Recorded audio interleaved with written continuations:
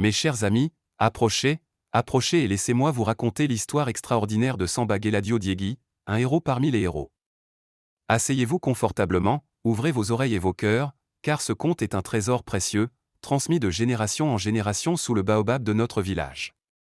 Écoutez bien, car voici comment tout a commencé. Dans un village reculé, niché entre les collines verdoyantes et les rivières chantantes du Sénégal, vivait une femme sage et respectée, nommée Ndiaye. Cette femme, mes amis, n'était pas comme les autres.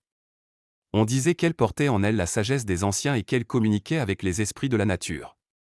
Un soir, alors que la lune était pleine et brillante comme un miroir d'argent, Ndiaye sentit les premiers signes de l'accouchement. Les femmes du village accoururent, leur chant doux et apaisant résonnant dans la nuit calme. Elles entourèrent Ndiaye, l'aidant et la soutenant dans ce moment sacré. Les étoiles semblaient danser dans le ciel, comme pour annoncer la venue de celui qui allait changer le destin du village. Et, à minuit, l'heure où les esprits bienveillants veillent sur les âmes, un cri perça l'air. Samba Geladio Diegui venait de naître. Mais, oh, mes chers amis, ce n'était pas un enfant ordinaire. Dès son premier souffle, des signes mystérieux apparurent. Un halo lumineux entoura son petit corps, et les animaux du village, les oiseaux, les chèvres, même les serpents se rassemblèrent autour de la hutte de Ndiaye, comme s'ils savaient que cet enfant était béni. Les anciens du village, les sages aux longues barbes blanches, vinrent aussi. Ils se penchèrent sur le nouveau-né, en unissant leurs voix, déclarèrent « Cet enfant est destiné à de grandes choses. Il portera le poids des espoirs et des rêves de notre peuple. Son nom sera Samba Geladio Diegui, celui qui marche avec les esprits. » Les jours passèrent, et Ndiaye veilla sur son fils avec amour et dévotion. Elle lui chanta les chants sacrés, lui raconta les histoires des anciens héros et lui enseigna les valeurs de courage, de justice et de respect. Samba grandissait vite, et chaque jour révélait un peu plus de ses capacités extraordinaires. À 3 ans, mes amis, alors que les autres enfants apprenaient à marcher et à parler, Samba pouvait déjà comprendre le langage des animaux. Il écoutait les oiseaux raconter leurs voyages lointains, il jouait avec les singes et les lions, sans jamais craindre de les approcher. Les villageois, émerveillés, savaient que cet enfant était vraiment spécial. Un jour, alors que Samba jouait près de la rivière, il rencontra un vieil homme mystérieux. Cet homme, vêtu de haillons mais portant un regard sage et profond, s'approcha de l'enfant. « Samba, dit-il avec une voix douce et résonnante, tu es destiné à accomplir de grandes choses. N'oublie jamais que la force réside autant dans le cœur que dans les bras. Écoute toujours la voix de la sagesse et respecte les esprits de la nature. » Samba, avec la pureté de l'enfance, hocha la tête et répondit « Je le ferai, grand-père. Je protégerai notre village et je serai juste et courageux. » Le vieil homme sourit et disparut aussi mystérieusement qu'il était apparu, laissant Samba avec une leçon précieuse gravée dans son cœur. Les années passaient et Samba Geladio Diegui grandissait, fort et sage au-delà de son âge. Dès ses premiers pas, il parcourait les sentiers du village avec une assurance surprenante. À 5 ans, il courait déjà plus vite que les jeunes chasseurs et escaladait les arbres les plus hauts comme un singe agile. Mais ce n'était pas seulement sa force physique qui le distinguait, c'était son esprit, vif et curieux, toujours en quête de savoir et de justice. Un jour, alors que le soleil se levait paresseusement sur le village, une menace inattendue surgit des bois environnants. Une horde de bêtes sauvages, affamées et furieuses, déferla sur les champs et les enclos, semant la panique parmi les villageois. Les cris d'alarme retentirent, et les hommes se préparèrent à défendre leur famille. Mais avant que quiconque ne puisse réagir, Samba, âgé de 10 ans à peine, s'élança vers la lisière de la forêt. Ses yeux brillaient d'une détermination farouche. Il savait qu'il devait agir vite pour protéger ceux qu'il aimait. Avec l'ingéniosité d'un stratège né, il observa le comportement des animaux et trouva rapidement une solution. Samba courut vers la hutte de son ami, le forgeron, et récupéra une longue corde et des pièges. Il se précipita ensuite vers les champs, où il commença à installer les pièges avec une rapidité et une précision étonnantes. Les villageois, d'abord sceptiques, observaient avec admiration le jeune garçon diriger les opérations. Lorsque les bêtes s'approchèrent, elles tombèrent une à une dans les pièges ingénieux de Samba. Les plus grandes furent neutralisées par les filets, tandis que les plus petites furent détournées par des feux habilement allumés. En quelques instants, la menace fut écartée, et les villageois purent respirer de nouveau. Les hommes du village, impressionnés par l'intelligence et le courage de Samba, le portèrent en triomphe jusqu'à la place du village. Les chants de louanges s'élevèrent, et les anciens vinrent bénir le jeune héros. Samba, dirent-ils, tu as sauvé notre village avec ta ruse et ton courage. Tu es destiné à de grandes choses. Nous voyons en toi un leader, un protecteur. Samba, humble malgré les louanges, répondit avec respect, je n'ai fait que mon devoir. La force et la ruse ne valent rien sans le cœur. Je continuerai à protéger notre village et à honorer les valeurs que ma mère et les esprits m'ont enseignées.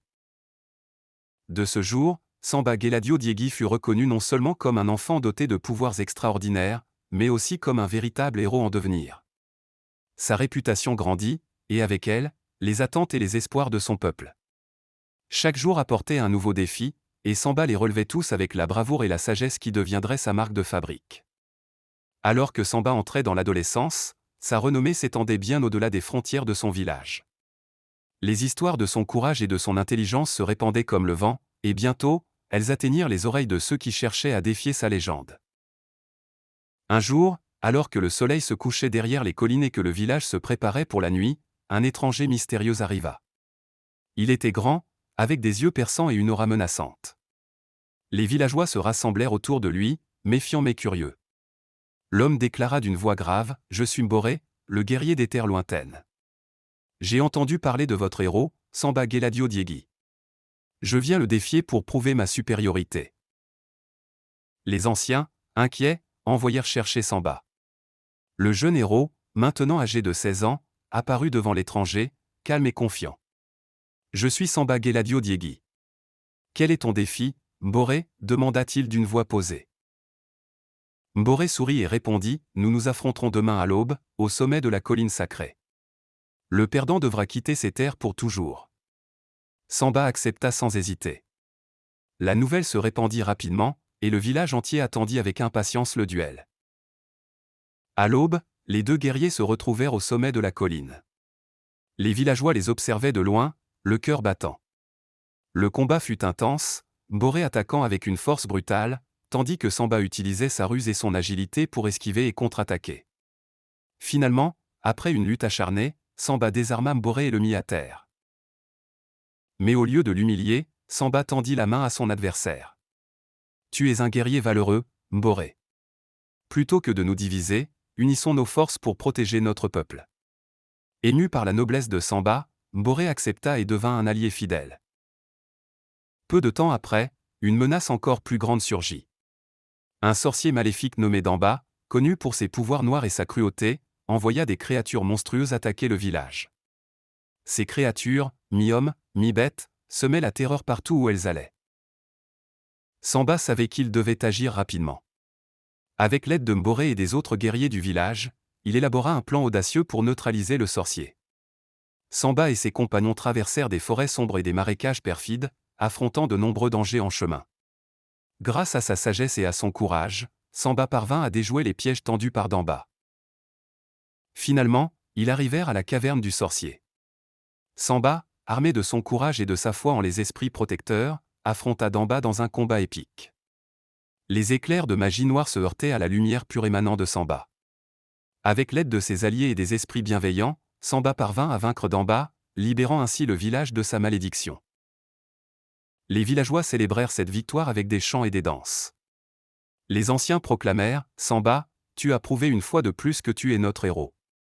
Ta force, ta sagesse et ton cœur noble nous guident vers un avenir meilleur. » Samba, humble et reconnaissant, répondit, « Ce n'est que le début. Nous devons rester unis et vigilants, car d'autres défis nous attendent. » Le village avait retrouvé la paix grâce aux exploits de Samba Geladio Diegui, mais les anciens savaient que d'autres menaces pourraient surgir.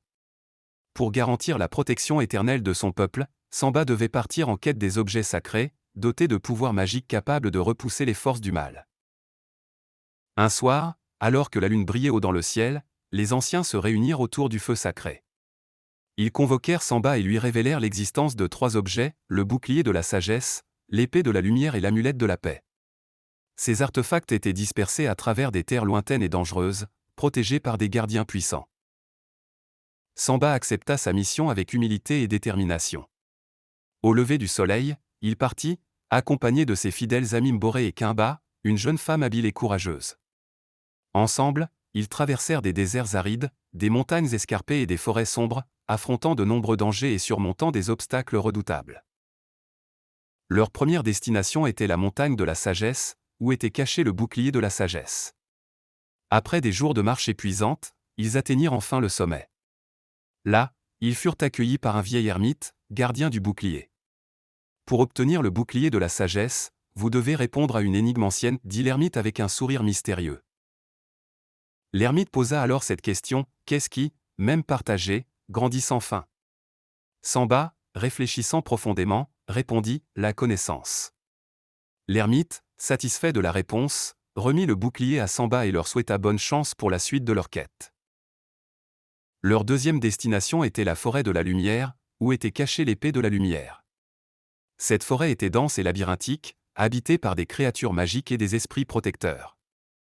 Après plusieurs jours de recherche, ils trouvèrent enfin la clairière où se trouvait l'épée, enchâssée dans un rocher scintillant. Pour libérer l'épée, Samba devait prouver sa pureté de cœur.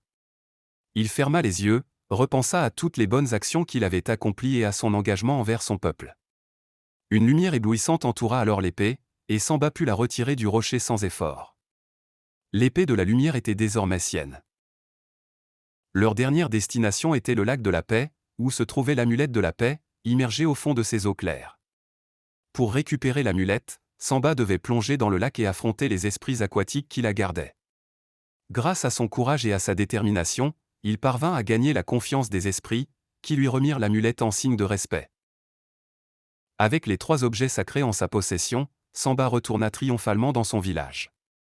Les villageois, en liesse, l'accueillirent avec des chants et des danses. Les anciens bénirent les artefacts et les placèrent dans un sanctuaire sacré, assurant ainsi la protection du village pour les générations à venir. Samba, Mboré et Kimba étaient acclamés comme des héros. Mais Samba, toujours humble, déclara, ce n'est pas moi seul, mais nous tous ensemble qui avons accompli cette quête. Restons unis et vigilants, car la vraie force réside dans notre solidarité et notre amour pour notre terre. Samba Geladio Diegui, Mboré et Kimba revenaient triomphalement de leur quête, portant avec eux le bouclier de la sagesse, l'épée de la lumière et l'amulette de la paix. Les nouvelles de leur succès s'étaient répandues dans toute la région, et les villageois attendaient avec impatience le retour de leur héros. Lorsque le trio entra dans le village, ils furent accueillis par des chants de joie et des danses. Les enfants couraient autour d'eux, les anciens les bénissaient, et les femmes offraient des fleurs en signe de gratitude. Les 3 héros furent conduits au grand cercle sacré où les anciens les attendaient pour une cérémonie spéciale. Les anciens, vêtus de leurs plus beaux habits, prirent les objets sacrés et les placèrent dans un sanctuaire au centre du village. Ils proclamèrent, grâce à la bravoure et à la sagesse de Samba, Mboré et Kimba, notre village est désormais protégé par les forces sacrées. Que ces artefacts veillent sur nous et nous apportent paix et prospérité. Samba, toujours humble, s'adressa à son peuple, ce succès n'est pas seulement le nôtre. C'est celui de tout notre village. Nous avons montré que l'unité, le courage et la sagesse peuvent surmonter n'importe quel obstacle. Continuons à travailler ensemble, à nous soutenir les uns les autres, et à préserver les valeurs qui nous sont chères. Le temps passa, et le village prospéra sous la protection des objets sacrés. Les récoltes étaient abondantes, les conflits étaient rares, et les habitants vivaient en harmonie. Samba devint un conseiller respecté, écouté non seulement par les villageois mais aussi par les chefs des villages voisins. Sa renommée atteignit des contrées lointaines, et des gens venaient de partout pour entendre ses conseils et bénéficier de sa sagesse.